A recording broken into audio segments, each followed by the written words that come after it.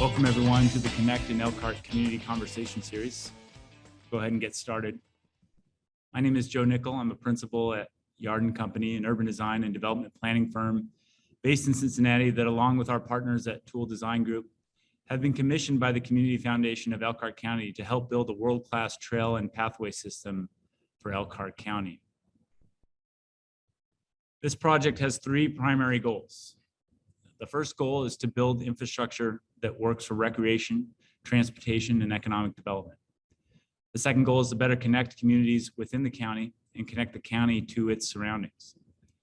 And the last goal is to identify and fill gaps to building and operating the network. We've been at this since June of this year. Since that kickoff, several recurring themes have started to emerge that shape how we are thinking about this undertaking and the task of building the broader coalition, the topic of today's discussion. The overarching theme is that most of the planning work has already been done, and now is the time to come together, roll up our sleeves, and get to work. This is where we thrive at Yard and where the Community Foundation's impact is most typically and strongly felt in the community. So this discussion is the first of a series of conversations. Today's focus is on creating a broad and diverse coalition across a number of domains and jurisdictions to build pathways and trails. More on what that means in a minute. The next two episodes will focus on implementation and the return on investment that these types of projects typically foster. The format for these discussions will include introductory panelist remarks and a sharing of their experiences, followed by a conversation between us and you, the audience, with our panelists. Just a note, we are recording today's event so that you can make the conversation available to others or revisit it on your own time as we proceed through the series. As always, if you have a question, please use the question function in Zoom, and we'll do our best to get to them during our hour together. You can learn more about this series and the larger project at hand at connectinelkhartcounty.com. Okay, let's get started. But before we do, let's get an answer to that trivia question. Strava, for those of you that don't know, is a proxy for how people are using the current trail and pathway network. Memorable segments of that network is one of the things that it monitors, allowing users to creatively name those segments and track their popularity or even track speeds at which people travel through those segments. It is but one of many ways to peer into the world of trail users in Elkhart County today. But because it is October, our trivia question was a bit of a trick. All of these are actual real names of trail segments in the county. While we have ridden most of these county trails, some of these names raise some concerns or questions. Others have me curious to get back and revisit. The trivia question sheds some light on the many different ways even a narrow segment of the Elkhart County population feels about the current trail system. When we think more broadly, county-wide, the number of voices expands dramatically. For instance, there are over 20 organizations at multiple levels of government and in the community that today preside over trails. The county is rural, but dotted with urban centers. There's a large Amish community that relies on human power to get around a high-stress road network. Single moms trying to get their kids to school, and both young professionals and active boomers who prefer not to be tied to the automobile for every aspect of their lives. As the RV capital of the universe, a huge array of large corporate headquarters in desperate need for talent and reliable transportation connecting jobs to housing exists in the county. There are people here that have been advocating for and building trails for over 30 years, just as there are newcomers just joining the conversation this year. The vision and conversation around a mobile and connected county is diverse, dispersed, and fragmented. How we spin all this together and create a broad coalition of grassroots and grass-top leadership is what today's episode is all about. To help us, we are lucky to have with us two leaders from different parts of the country that each have been overcoming similar hurdles in their own communities. Pete Metz is the director of the Connected Region at the Cincinnati Chamber of Commerce, which is focused on developing a transportation that connects people to jobs, education, healthcare, and regional amenities. He recently oversaw the successful campaign for the passage of Issue 7, a regional multi-jurisdictional tax dedicated to funding multimodal activities. John Paul Shaffer is the Bike Business Innovation Team Director at People for Bikes in Northwest Arkansas. His focus is getting more people using trails more often to make trail infrastructure better for everyone. Paul will be describing the mission at People for Bikes and his coalition building work with the region's corporate citizens in more detail. Before the show, we drew straws, and Pete, you get to go first. Take it away. Joe, thanks for having me. I'm really excited to have the conversation. As Joe said, I'm Pete Metz. I'm the director of the Connected Region for the Cincinnati USA Regional Chamber. For the last 5 years, the Cincinnati Chamber has recognized that investments in transportation are critical to the growth, success, and of our business community and the broader Cincinnati region. And so for us, building a connected region means investing in the future of public transit, improving and maintaining our infrastructure, driving innovation in the transportation space, providing people with choices in our transportation ecosystem like biking and walking, and aligning all of our regional decision makers around this shared vision of mobility for our community. And that has manifested itself in a number of ways that I'm sure we'll get into over the next hour. But importantly, as Joe mentioned, it manifests itself in what we call the Move Forward campaign to pass issue 22 and issue 7. The first of a generation levy that we were able to pass at the beginning of the pandemic last year in 2020. The issue 7 campaign was all about investing in public transit and the infrastructure in which that public transit operates on here in Hamilton County. We had an outdated funding model where we used a city of Cincinnati income tax to fund a countywide transit system. And we knew that based on our research, a countywide funding source was needed for a countywide solution. And so we were able to build a broad and diverse coalition of stakeholders, everyone from business and labor to faith leaders and bus riders and environmental advocates and you name the engaged citizenry in our community, including our community foundation, by the way, who came together to support this initiative and bring this investment across the finish line, which now is manifesting itself in new investments in public transit, new investments in infrastructure, particularly road, bridge, and sidewalk infrastructure where the bus operates, to allow for folks to get around in our community. I would also say that another way that this connected region work manifests itself is in our support for the Tri-State Trails Initiative here in Cincinnati and their building of the Crown Bike Network, 34 miles of urban bike and walk trails in our community. And so we have brought the business voice to this conversation to understand how trails are a talent attraction tool, how they're an economic development tool, and how we as the private sector have a role to play in investing and bringing those trails into our community. So I'm eager to have a conversation with you all, eager to hear questions and provide what insights I can. Great. Thank you, Pete. I'm sure there'll be a lot of questions about what you just quickly laid out. Let's shift gears to John Paul. Thanks, Joe. Also, just glad to be here to talk about some of the experiences I've had, both, here now in Northwest Arkansas and also in Memphis, Tennessee. So I'm running a program that's just right at a year old for People for Bikes here. We're based in Benton County, Arkansas. It's really about working with corporations and larger employers to get more of their workforce riding and commuting by bicycle. It's a pretty different environment from where I worked in Memphis. For years there, I led a community development intermediary that was focused on capacity building for nonprofit developers.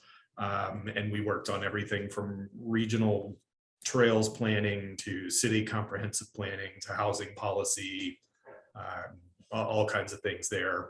I also served on the board of Bike Walk Tennessee for years that was doing statewide advocacy around many of the same issues. And so People for Bikes' mission is to get more people riding bikes more often and to make every bike ride great. We do that through a variety of areas of the organization. And on one hand, we are a trade association for the bicycle industry. And have a lot of well-known bike brands and manufacturers and people like that. And so some of that drives some of our federal policy work, but we also have a foundation side, which is where I'm located, that really is about how do we build capacity at local, regional, state levels for deploying infrastructure more quickly, for seeking out the best and most innovative design. For low stress biking and safe, comfortable bike riding that's accessible to the broadest array of people that you can find. That's kind of how I was introduced to People for Bikes work originally. We do things such as taking elected leaders, community leaders, city staff and others to see communities around the country and around the globe that have done this kind of infrastructure deployment. A lot of folks see places like Denmark and the Netherlands and they think, this happened overnight. And the reality is they were headed in the direction that a lot of American communities were, ceding a lot of space to, solely for automobile use. And to hear the story of how they actually, the decision-making process and the investment that went into how they reversed that trend is really eye-opening for a lot of folks. I was lucky enough to go on one of those when I was in community development. I definitely see similarities between where I am now in Benton County and kind of Northwest Arkansas in general, and what little I do know about Elkhart now. We have this regional greenway spine called the Razorback Regional Greenway that kind of preceded and has catalyzed a lot of additional trail and infrastructure development. It connects the 4 major cities here in the region, which is largely rural, but urbanizing and growing very rapidly. It's one of the highest growth regions in the country right now. We've seen a lot of, heavy investment from philanthropic and corporate sources into that network, but also seeing, each of the cities and the counties start to really look at how do we pay for this, sustainably and in the long run, and also how do we coordinate as a region for things like maintenance and construction detouring and all those kind of things that you need to think about as you're setting these things up. We'll note that, there have been a couple of local referendums, primarily in our case on sales taxes, that look at how do we pay not just for trail infrastructure or transportation infrastructure, but again, looking at kind of this broader, is it safety? Is it police and fire? Is it libraries and parks and community centers? Is it stormwater, and kind of packaging all of those into a quality of life type investment? And we've seen those be highly successful here in what is a pretty conservative county as well. And so, that I think kind of how that's pitched and how it's positioned is very important. We just see a growing desire for more trail access and connectivity, whether it's at the corporate level, the tourism industry, kind of across the board. So happy to get into this conversation. Yeah, no, thank you. That's perfect. I just want to remind people as we kind of shift into more of a conversation mode to use that question feature in Zoom. We want to make sure that everybody has a chance to ask one or more questions and be part of the conversation. So I think you guys touched on a number of topics that I want to unpack over the next half hour or so. I think the first thing that I want to reflect upon is you kind of both hinted at it in your own words, but this idea that we both, or we often talk about education in this work. How have each of you kind of managed messaging in bringing people together along with this vision?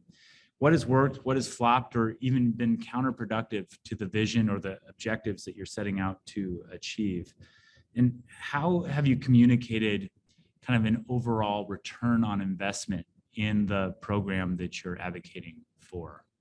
I'll just do a jump ball, whoever wants to take it first. I'm happy. There were a few things there. I don't know that I'll touch on all of them. So jump on, maybe we'll overlap and maybe you take parts of it and we'll see where we go.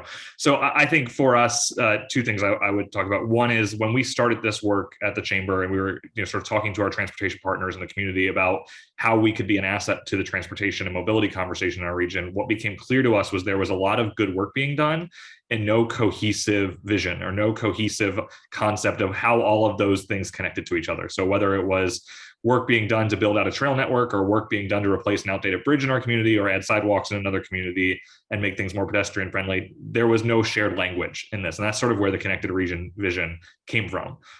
We don't pretend to think that we came up with 5 really eye-opening concepts in terms of the things that we're identifying.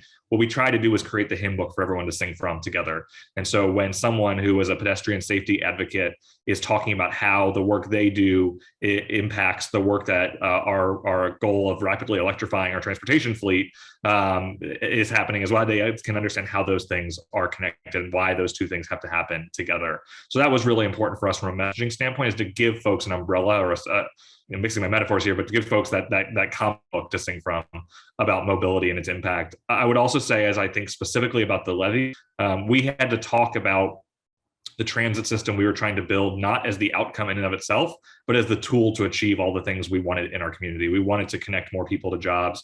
We wanted folks to be able to get to healthcare, get their kids to school, enjoy and be a part of the renaissance of so many neighborhoods in our community, and building a robust public transit network and allowing for the improvement and maintenance of the infrastructure that exists in our city to happen was the way that we were able to do that. And so for us, it wasn't we need a transit system because big growing cities have transit systems. It's we need a transit system and we need these transportation amenities because this is how we achieve the laundry list of things we as a community have said are important to us. Great.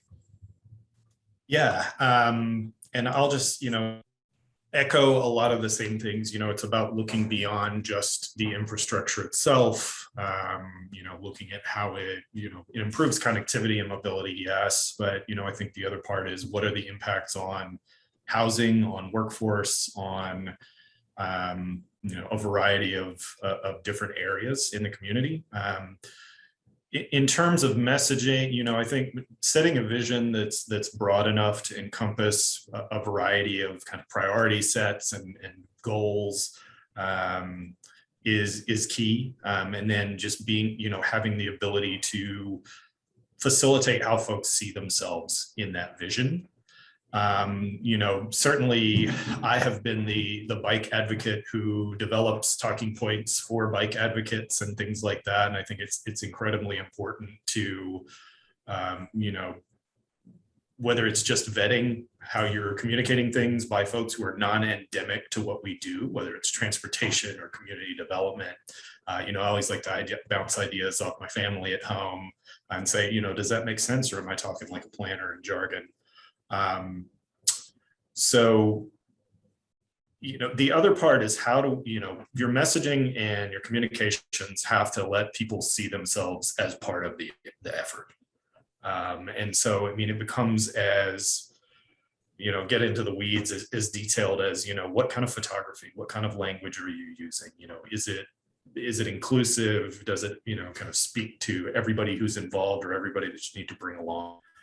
And then, social media can certainly be a very powerful tool for gathering that feedback, but, it also has its limitations, and nothing beats, sitting down with folks, kind of hearing from them and listening intently.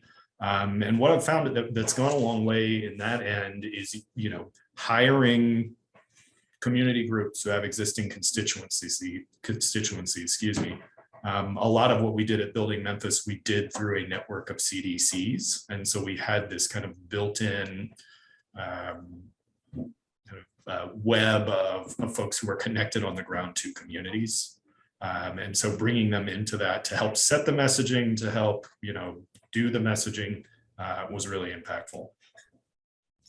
Can I add on to that for just a second? Because you said something that is so important.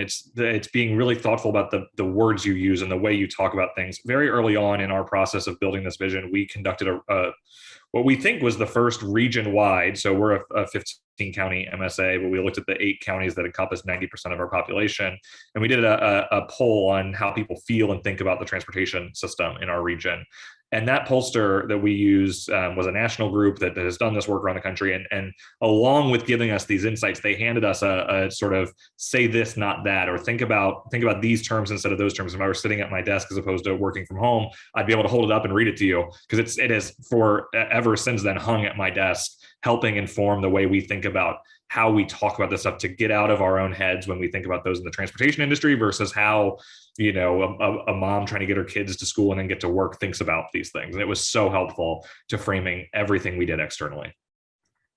Yeah, I'll say that, at People for Bikes, we certainly have very detailed criteria that go into our communications process. And some of it's just, simply a sheet of, like you said, don't say these words. They don't mean the same thing to everybody that they do to us.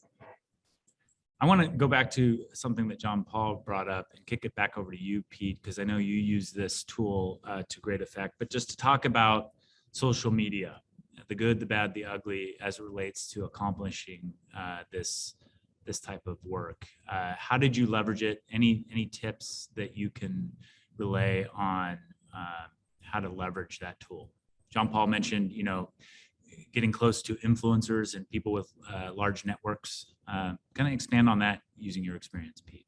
Yeah, it's interesting. I think that when you're running a political campaign, every political campaign, which is ultimately what the Move Forward campaign was, is we were taking a question to voters in 2 different elections, and we needed to get 50+1% of the vote to win. You have to be engaged on social media, both proactively and reactively. And we were lucky to have some folks in our coalition who were very, very active on social media, who had their own brand, their own ways of engaging, and their own ability to sort of see and rapidly respond to questions, challenges, misinformation about the plan we were laying out.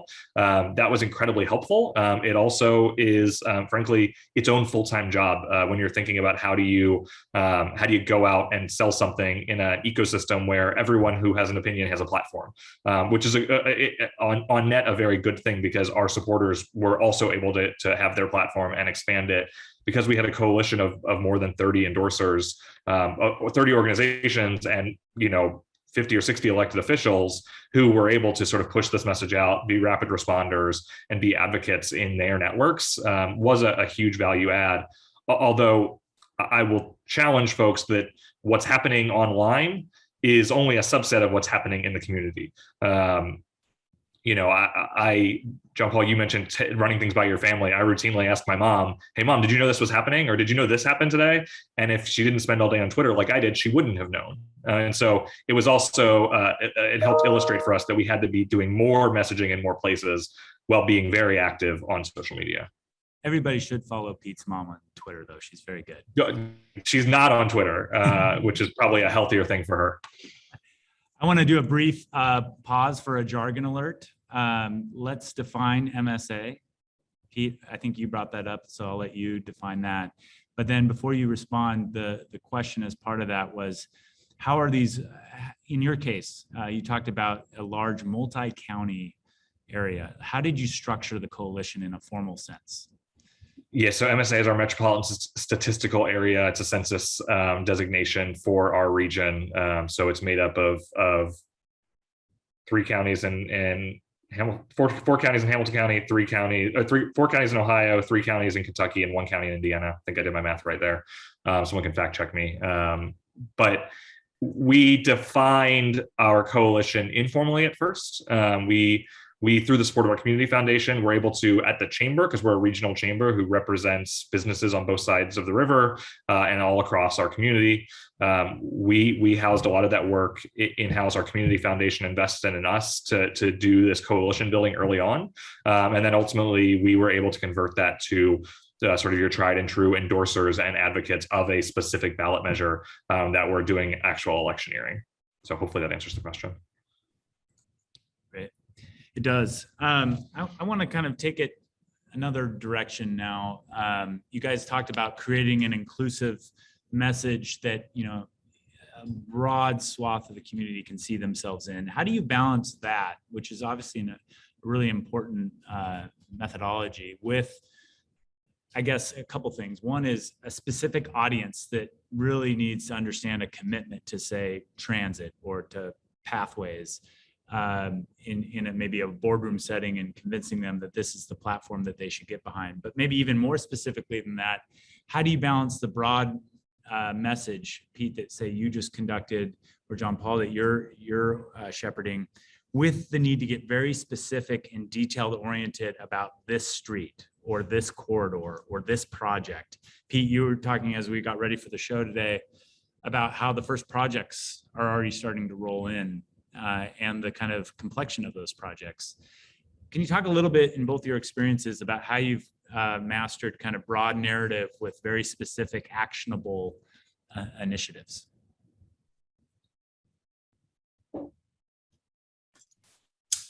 Sure thing. Yeah. Pause to think about that. And I'm trying to balance, because what we're doing now is very different from, the work in Memphis build, let's say, the regional green print, which it was similar, the geography Pete just described, it was a similar geography across into Arkansas and Mississippi. It was a number of these, part of the process that he used there was, how do we get some, first of all, it was like, we've got this big kind of approach to green space and connectivity. But I think, one of the key things there was doing on the ground smaller demonstration projects to show, when you get down to the nuts and bolts and want somebody to understand, how does this street redesign or how does this trail connector work, in its future state? How do we test that out? And so a lot of the work that we did was, do we do kind of a pop-up approach to demonstrating what that'll look like, help people kind of wrap their minds around what, how that would function in the future.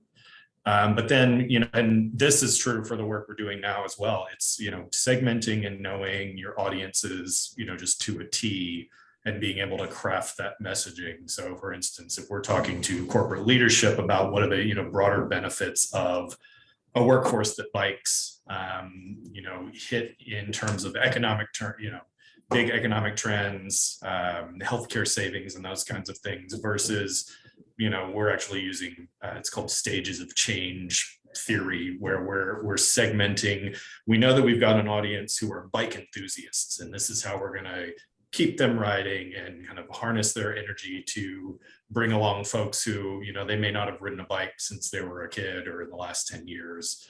And so, just having those segmented messaging. And, I think to that point, as we ramp up the work here, it's looking at our own capacity to do that. And, we've got project management, we've got kind of engagement, but then what are our communications needs and what are the marketing needs in terms of, assets and messaging and all those kinds of things. So, again, it's that capacity and knowing, like with social media, it's like you need to hire someone who really knows how to do that work because it is highly specific. And I would say it's very much the same thing in determining that messaging. Yeah, I would add a couple things to that. So a little bit of understanding of what we proposed. We were raising our sales tax by 0.8% to invest $130 million a year in transportation, $100 million of which, or about 75% of the dollars, would go to a full redesign of our public transit system. 30 million of which, or statutorily 25% of the funds, so whatever those numbers end up being, would go to this new discretionary infrastructure fund that would be administered by our transit agency. And so what we had to do broadly was talk about big themes, right? Investing in transit to connect people to jobs, to build a more sustainable community. But then we also knew that folks who were voters, and when we went to their community, we're going to say, what does it mean for where I live? What does it mean for Northside or Westwood or Delhi Township? Both in terms of what the new bus service looks like, but also in what is the opportunity for this with this infrastructure fund. And so we had to be very big picture on one hand to talk about broad outcomes, because we spent our whole campaign talking about building 24-hour bus lines through 5 neighborhoods. There's a lot of folks who would say, well, this isn't for me then. But the reality was there was something for every community. And so when we went to those communities, we were very specific about what it meant for them. This bus would be running 24 hours a day or 7 days a week, which had never done before. Or you have a new bus route that gets you where you need to go. Or, oh, by the way, your community needs to fix this corridor and put sidewalks here, or there's a proposed bridge replacement because we are a city of hills in Cincinnati that has old infrastructure, and a lot of those bridges are starting to crumble. So folks could start to see what the very specific things were that could happen if they pass this levy in their community. Fantastic, great example. I want to pull out something that John Paul mentioned around engaging corporations and kind of start to tunnel into that piece of it. I think both something that the Cincinnati region, that Northwest Arkansas, and that Elkhart all share are some pretty big heavyweights when it comes to kind of a corporate anchor identity. Corporations, particularly the big ones, are generally well versed in organizing for infrastructure and petitioning or advocating or lobbying for certain types of infrastructure that, meet their needs around logistics, about telecom, around broadband, fill in the blank. What have you each found to be successful in mobilizing corporations around mobility and transportation and trails and pathways? I'll share two things. We both sort of keep making eye contact, go, you, me. So I'll jump in first. Our predating my time at the chamber, our CEO was new, and she went around and did a listening tour with our members, and we represent a couple thousand businesses, everything from Fortune 500s down to sort of single shingle law firms. And what she heard time and again was this challenge of getting talent to their front door, their inability to hire, they're losing out on young college grads to go to other places. Not a single one of them said that was a transportation problem directly. But what came out of those conversations was the realization that our transportation system was holding back our talent attraction and economic development efforts. And so it really, for our corporate community, was embedded in those needs that even before the pandemic, everyone was fighting for talent and fighting to attract those folks to our community, that they invest in them, that they stay here. And so all of this was fundamentally a talent attraction and economic development play for a lot of folks, some of whom saw it directly, some of whom saw it indirectly. And if they had gone and talked to their HR managers or individual employees, they would have heard that. And so that was part of it, especially on the public transit front.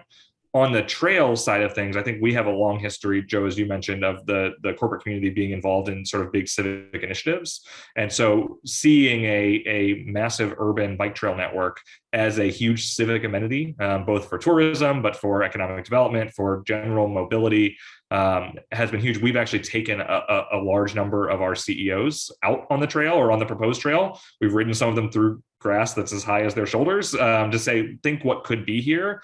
And there hasn't been a person, once we've showed it to them, who hasn't said, I understand it. And many of them are investing now. So some of it's just speaking it in the language they understand. And some of it is physically taking them and showing them what could be.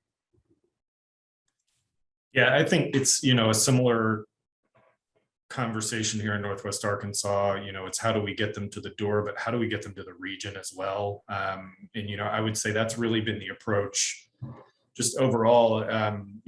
As I learned more about the region, you hear, well, 10 years ago, there wasn't even an idea of most of what's on the ground now. There weren't the cultural amenities, there weren't the trails and the recreational spaces. And so it continues to be an attracting agent for, talent from all around the world. And when you've got, Walmart and a JB Hunt and companies like that really need to attract,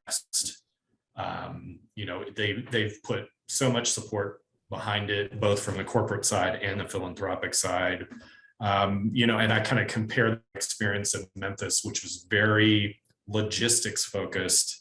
And that really represented what the chamber's, priorities were for a long time. It's shifted over time now. And they're talking about how do we support transit? How do we support a more connected active transportation system? But for years, it was like, how do we move more trucks through the city as quickly as possible? And, we balance that here too, because, we, like most regions, are still pretty car centric. The communities are spread out enough that most folks are going to still take a car to get where they're going. But, it is really about that competitive advantage, being able to, get folks who may be leaving the coasts or, another highly urbanized area, like showing them the same level of amenities and cultural activity that they're seeing there. Absolutely.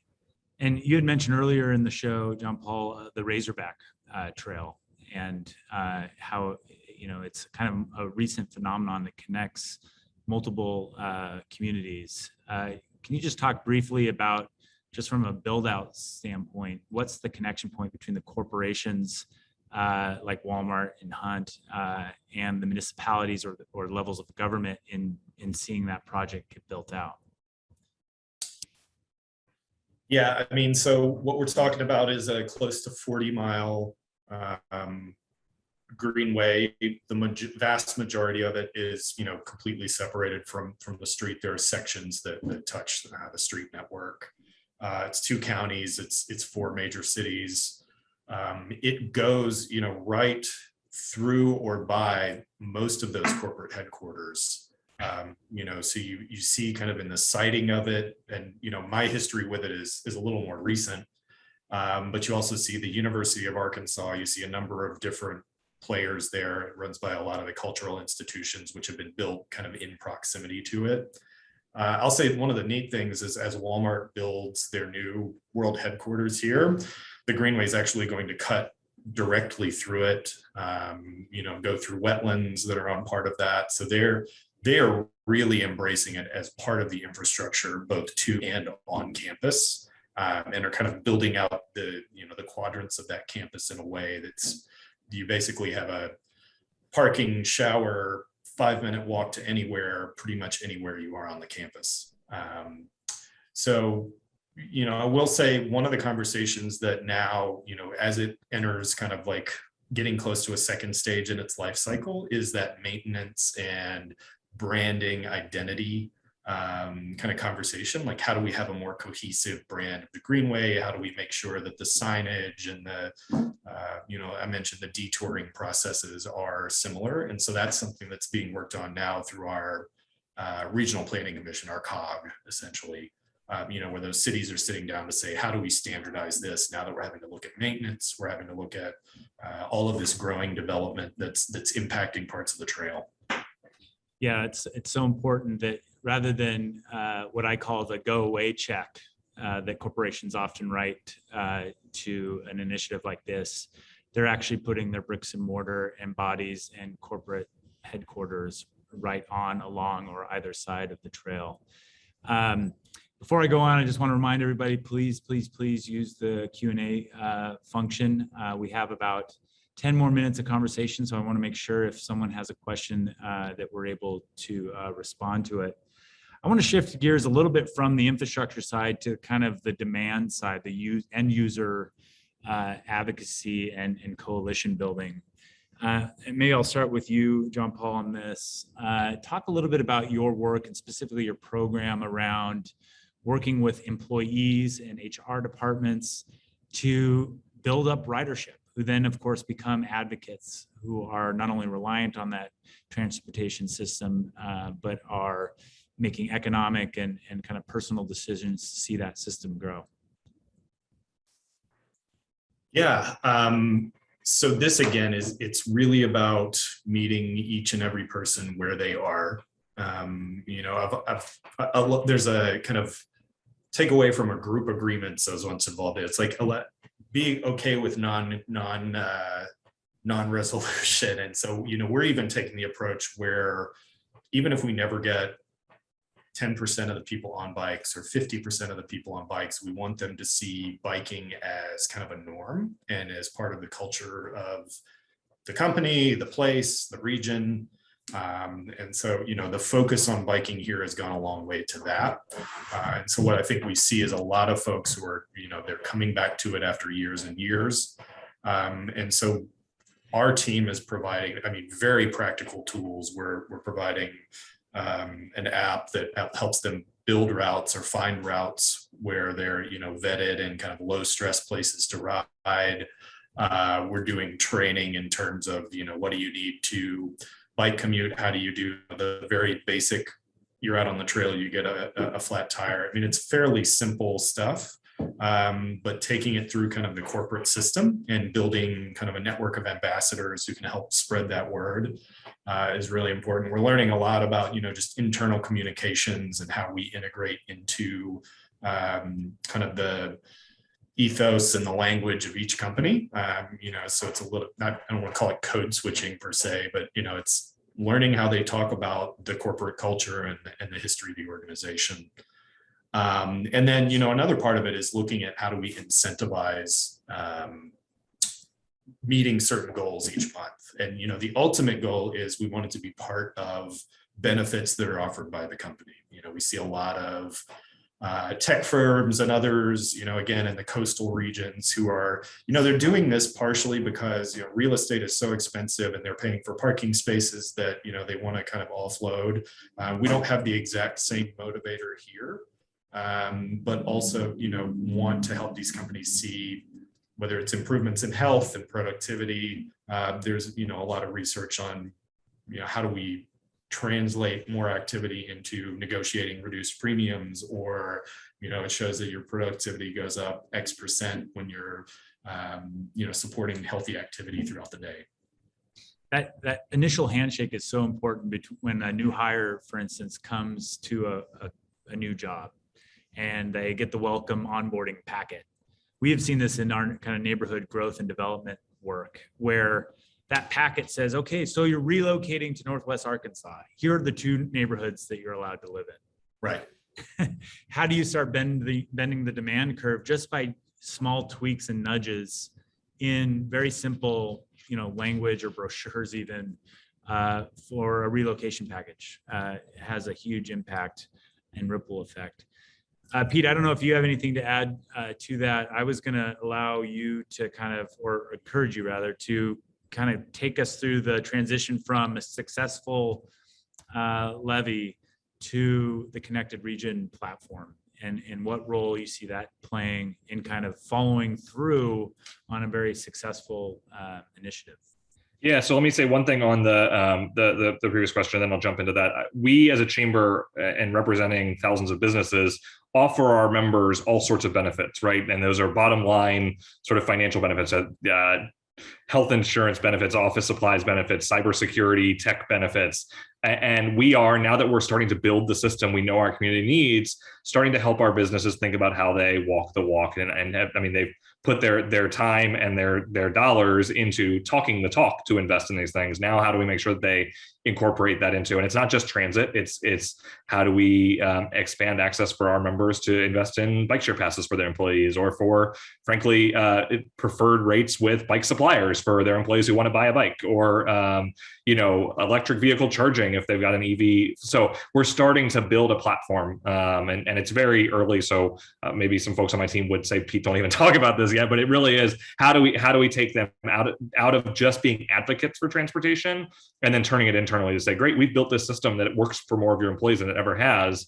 Go and use it. How do we convert folks from supporters to riders? So that's really important. And to your question about how the successful passage of issue 7 ties into this broader Connected Region platform, we laid out this platform 3 or 4 years ago, and we immediately put on blinders almost exclusively and said, for the next 2-3 years, we're solely focused on what we think is one of the most important pieces of this, which is fixing our transit system. And so we put our blinders on and we ran this campaign, we built this coalition, and we've succeeded. And it's allowed us to now sort of come back up for air and look around and say, great, we fixed this big donut hole in the middle of our region in terms of transit access. Now, how does that connect into this trail conversation that's happening? Our transit agency owns a lot of the rail right of way that they're not using for transit to be able to be partners with trail development. Or how do we invest in electrification initiatives in our community that we know make us a greener community? You know what? Some of the biggest emitters of that are businesses with major fleets, transit agencies with big buses. And so we are really starting to be able to connect these dots in a way that when there was just this massive outage of a transit system that was spiraling towards sort of elimination, we weren't able to do. And so it has really been fun to be able to come up and, great, we've put the resources in place, we're implementing a vision. Now, how does all this stuff work together? Fantastic. Well, I think that's a pretty good segue, and we have about time for maybe two more questions, unless something pops into the Q&A. I want to kind of talk about this evolution or increment of change from advocating and building a coalition for an idea to taking that enthusiasm about a concept, and then very quickly, while the iron's hot, get into proving out that concept. Infrastructure, one of its problems is it takes forever to make. And John Paul, you mentioned the importance of this idea around demonstration projects as a way not only to kind of physically or from a design perspective understand what does and does not work, but perhaps as a way to kind of further entrench or even expand the coalition around what this infrastructure could mean, not 10 years from now, but 10 days or 10 months from now. You want to just talk a little bit about what your lived experience has been around those demonstration projects, both in Memphis and in NWA? Yeah. I mean, nothing beats seeing it in person. You can see all of the most beautiful renderings, but until you actually are able to stand in a space and kind of experience how it'll function, and this goes back, I had worked on a project in Memphis around Broad Avenue where, we essentially got a street closure permit to keep the street open and just redesign it for a weekend long event. It's not to say the demonstration project alone is not going to solve the problems, or, kind of catalyze huge amounts of investment. It's about also finding the right location to do it. Where is there enough interest that's building up, but maybe hasn't tipped over yet. Actually being able to demonstrate that and then track the investment over time was really important. I mean, specifically for that project, but improving that concept to kind of carry forward. So much so that, we created a program called Memphix that basically went around to different spots and did very similar things. What I really liked in Memphis when we started working on the city's comprehensive plan, Memphis 3.0, they actually built in demonstration, like funding for smaller demonstration projects into the planning budget, but also like within the time frame of the planning period. So before that plan was even complete, there were a couple of projects where it's like, okay, let's go out there, let's actually transform this temporarily, or in some cases it's how do we go from current state to what's the $50,000 fix while we wait for the funding to do the $5 million fix. So what can you do with paint and bollards and planters versus actually building out curb and gutter? So that's the other part, is like, how do we take an iterative approach and say, we'll do this short-term solution to get to, the full funding for the big project.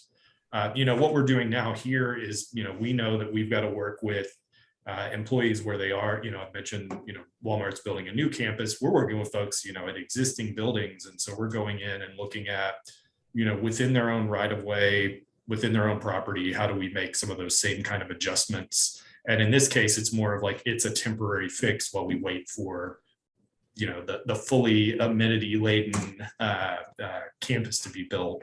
We're doing a short-term solution. I think, these work very well when they're kind of short to intermediate to permanent solutions. Pete, I think you did kind of concurrent to the levy work. There was a lot of effort placed on kind of provisional, kind of pop-up to permanent bus-only lanes and things like that showed incrementally at a small scale what the value of the overall proposition could potentially look like. Yeah, I think that's right. And then I would think about two things that are that we've also seen in this process. One is in our trail network. It's all, as most trail projects are, it's all segmented out: segment 1, segment 2, segment 3, segment 18. It takes time just in terms of bringing in those dollars. What we were able to show specifically with one of our trail segments called the Wasson Way Trail was they built the first section in a pretty dense residential community with a plan of heading east to connect into a broader trail that connects you into the rest of Ohio. But there was always this vision of going west, crossing over Interstate 71 and connecting into the uptown area where the University of Cincinnati is, where all of our hospitals are. And there were a lot of folks who didn't totally understand that, that they said, we need to go east. That's where all the people are. That's where all the cyclists who exercise and the runners are going to want to go. But once folks could get out there and they could stand at the edge of the trail and look west and realize, we're not that far from the university. Look what we could do. It became real, and it very quickly meant that we were concurrently going east and west. And so I think that was really important. Just building that first segment was really important.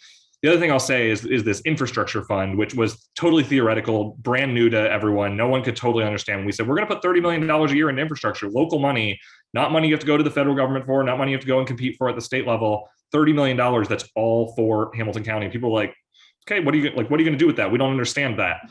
But it's an annual grant selection process. And so in the first year of this process, there are communities who frankly were nowhere near supportive of this levy campaign, who looked at the application and said, oh, we have a need in our community, and who are seeing funding coming in year one to build sidewalks or to repave a road that's needed it or whatever.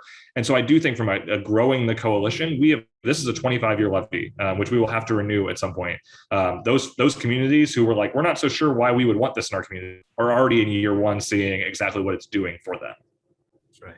That's right. And I think in that immediate term also, I love looking through the documents that you shared this, that there was kind of a network analysis and low stress analysis. I mean, I think finding the 5 key locations where a half mile of connectivity would open up a much broader, access for folks. I mean, that's a good way to think about, like, how do we do some very near-term projects that have the biggest impact? And then being able to measure those again with a similar analysis after the fact and kind of show those results. A quick plug on Broad, you mentioned John Paul. I think for our friends up in Elkhart County, Google a new face for an old Broad. There's some great video footage early on in the project that John Paul's talking about. And you'll recognize that place as a place that could be many different places in Elkhart County. And it's just a great story of how not only the street and trail infrastructure incrementally developed, but then how that yielded a very tangible effect on an impact on a commercial district in a neighborhood. We have time for about 3 more minutes of conversation before we close things out. I just want to give each of you, maybe as a closing remarks, about 30 seconds. If you could describe your ideal, think of it as a kind of SWAT team for advocacy building, capacity building, engagement, for an effort like Elkhart County's mobility plan. What would the composition or the org chart or toolkit look like for that perfect kind of organizational entity setting out to do that work? Pete, we'll start with you, and then we'll give John Paul the final word. So Joe, I noticed that there was a question that came in directed at me. Do you want me to answer that quickly and then answer your question? Or do you want me to answer that offline? I'm happy to take that offline. Yeah, no, let's spend 15 seconds on each. There's 2 questions that I think came in. Take the first one, Pete, because it has your name in it. And so $30 million is allocated annually from the levy. It's statutorily passed by voters, creates a fund at our transit agency to invest in infrastructure. Any jurisdiction in Hamilton County can apply. The only criteria that is that the base level criteria is that the infrastructure has to impact the operations of our transit agency. So we're not building new cul-de-sacs. We're not widening roads where there are no buses. We're fixing the infrastructure where the bus operates. There's an application process similar to anything you'd see that would go through an MPO or through a state transportation round. And the transit agency, along with a county-wide sort of infrastructure board, makes those recommendations. Great. And John Paul, I don't know if you have your Q&A window up, but this next question from Brittany, for you guys. Yeah, there's just in terms of economic impact, I know the Walton has done, it's been a few years now, but they did an economic impact analysis of, it wasn't specifically just the Greenway, it was really more, bicycling and bicycle networks here in Northwest Arkansas.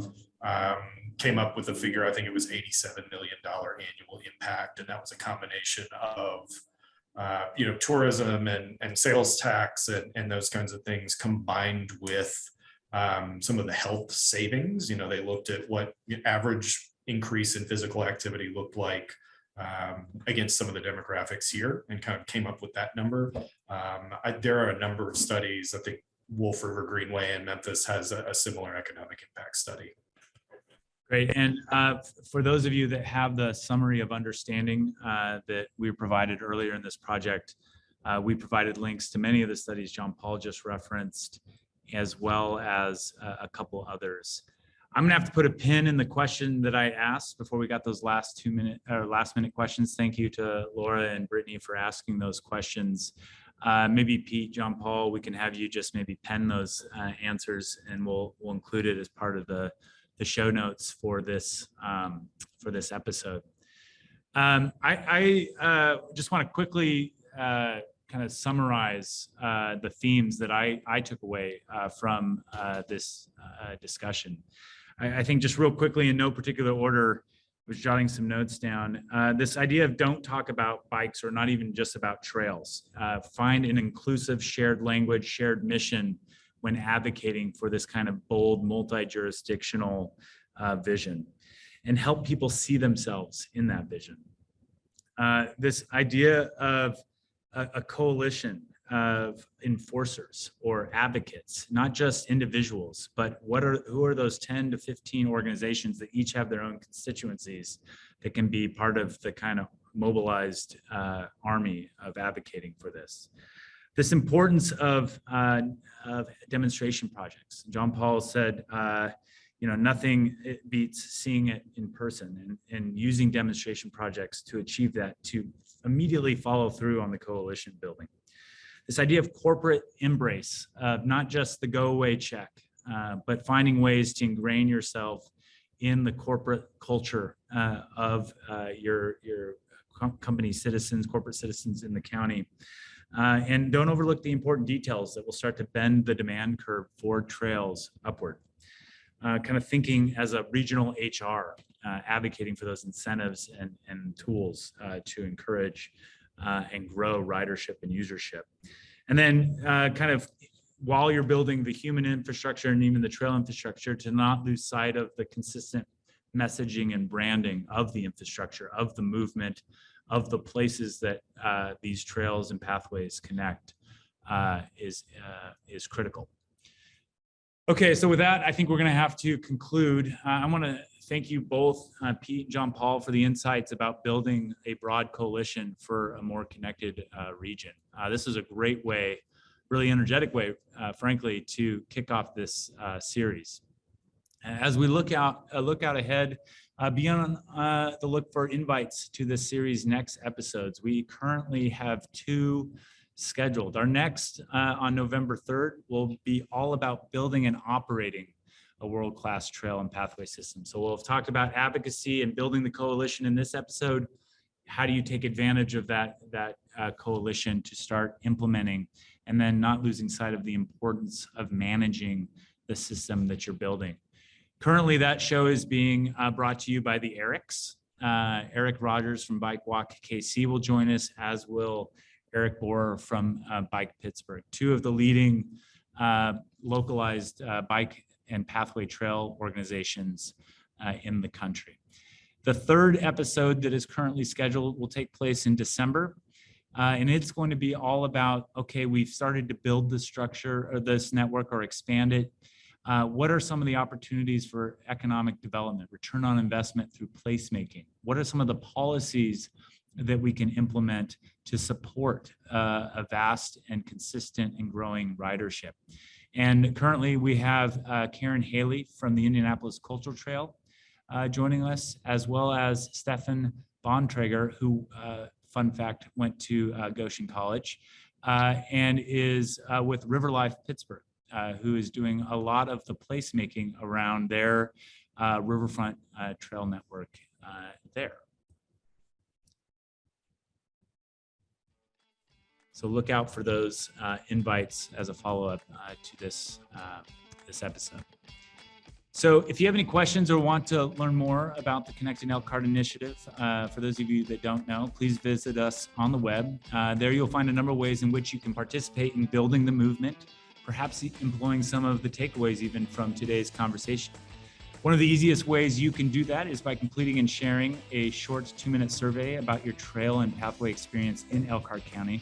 And you might even sign up for Strava if you're not already, and go explore some of those segments that we started the show with. If you'd like to revisit or share parts of today's episode, it will be made available for streaming via the website in the next week or so for doing that. And as always, please invite your friends and colleagues to join the coalition to make Elkhart County more walkable, bikeable, and connected. I want to thank our panelists once again, our hosts at the Community Foundation, and to all of our participants in today's episode. Until we connect again, take care, everybody.